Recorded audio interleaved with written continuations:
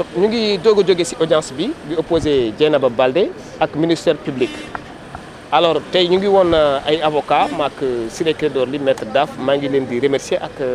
Anta Dialy plaidé nañu dossier bi bi ñu plaidé vraiment wane nañ ne dossier bi amul vol parce que il faut aussi ñu ñi xam ne ci yoon la ñu nekk tribunal yoon lay àtte c'est important nag il faut aussi nit ñi fàttaliku bañ nekk ci dëkk boo xamante ni am na diine mosquée baa ngi fi église baa ngi fi kilif diine yaa ngi fi am nañ ay aada yoo xamante ni vraiment mayuñu yenn yi mais ñun aussi dañuy def droit te droit bi dafa ne aussi vol bu amee dafa am ñetti élément am na élément légal élément matériel ak intentionnel alors intentionnel mooy dan mooy nit ki jël alal nit fekk bi mu ko jël xamoon na ne moomu ko te daf ko bëgg a kii moo jël ko mais Dieynaba Baldé dafa jël portable bi pour juste xool données yi est-ce que li ñuy doon wax que ne moom day doon kële di Drill daf ko doon nax dafa xool dafa ne il faut mu xool portable am vérifier ndax loolu am na bu mu gisee ne am na encore la envoyé vidéo yi Drill après ci la tojee portable mu yàqoo ko loolu lañ ko toppee vol pour ñun nag vol vraiment amul si yoon bi mu wax parce que sànq bi ma ko posé question à la barre dama ko ne est-ce que yaakaar nga ne yàq Dieyna yàq moom benn ngeen dafa ne waaw benn lañu alors que yoon dafa ne vol mooy soustraction frauduleuse d'une chose appartenant à autrui mooy jël frauduleusement benn objet benn matériel boo xamante ni keneen na ko moom alors que entre Dieyna ak Drill keneen amu fa benn personne lañu il est vrai que en matière de mariage mënuñ topp nit kii jëkkër wala jabar pour vol mais du moment que nit ñaa ngi dund concubinage aussi bon je pense pas que ñu mën a retenir vol en tout état de cause ñun avocats yi plaidé nañ loolu te lu ñu plaidé noonu ci droit lañ ko teg et cela est d'autant plus vrai aussi procureur aussi yaakaar nañ ni lu mu jot a wax dina baax lool ci défense bi parce que dafa ne day requérir application de la loi c'est-à-dire que nañu wax lu yoon wax te wax na leen li code pénal wax parce que vol bu amee il faut que 3 éléments yi am su fekkee ne amul dañuy war a bàyyi nit kooku noonu léegi nag affaire bi mettre nañ ko en délibéré cela veut dire que mardi prochain incha allah la ñuy joxe di ñu àtte ñun nag am nañu yaakaar ne effectivement tribunal dina bàyyi suñu clients yi parce que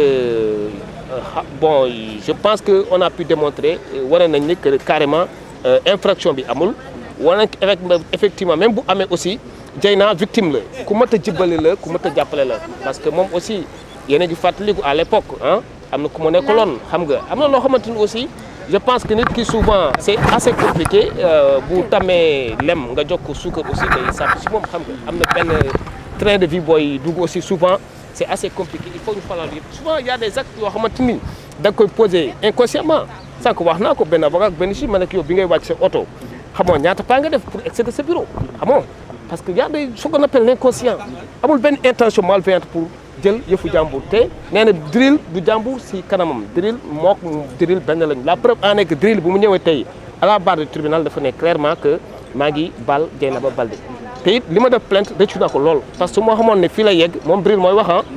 su xamoon ne fii la yegg du mës a porter plainte alors à partir de ce moment je pense que wax ji waroon na fi jeex maintenant nag nañ ci profité kenn ku nekk yedd sa bopp aussi parce que société sénégalaise je pense que aussi war nañu xoolaat éducation bi il faut que ñu xoolaat éducation bi dès le bas âge parents yi am nañ ci rôle école am na rôle c'est important ñu joxe yenn cours yu bëri développement personnel ak éducation tout ça bon je suis pas la personne la mieux indiquée pour en parler xam nga ah am na ñu ma gën a am xam-xam bëri xam-xam ñoo xamante ni mën nañu ko wax donc c'est des considérations vraiment yoo xamante ça n'a rien à voir avec bon disons directement le droit mais c'est important aussi ñu wax ko c'est important aussi Dieyna jàpp ne moo ko Drill en même temps que aussi ñu xoolaat suñuy jëfalin parce que dañ nekk société boo xamante ni vraiment am na loo xamante ni moral mayewu ko éducation mayewu ko religion it mayewu ko jërëjëf. D'accord mais da nga ñëw ci vol bi léegi te ñëw ci yenn infraction yi muy collecte à données à caractère personnel ak extorsion de fonds. justement question bu am solo la parce que ñu ngi ko doon toppee vol mooy soustraction frauduleuse de la chose appartenant à autrui boobu teg nañ ko de côté parce que nee nañu Drill du autrui ci kanamu Dieyna collecte illicite bi ça veut dire que nga jël portable nit ki mu am ay données ay photos ay messages nga jël ko collecté ko envoyé ko keneen mais moom envoyé ko keneen Drill la ko envoyé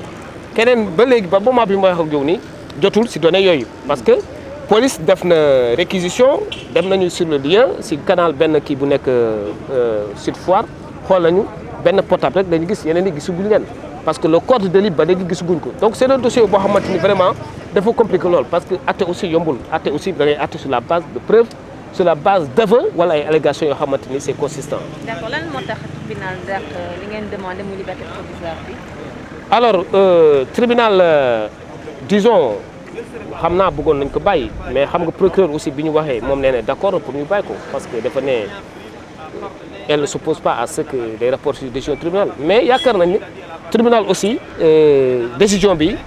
fu leer la ko teg parce que xam ngeen aussi affaire yu mel nii day nit ñi dañ ciy wax parce que boo gisee réseaux sociaux ñaa ngi ciy wax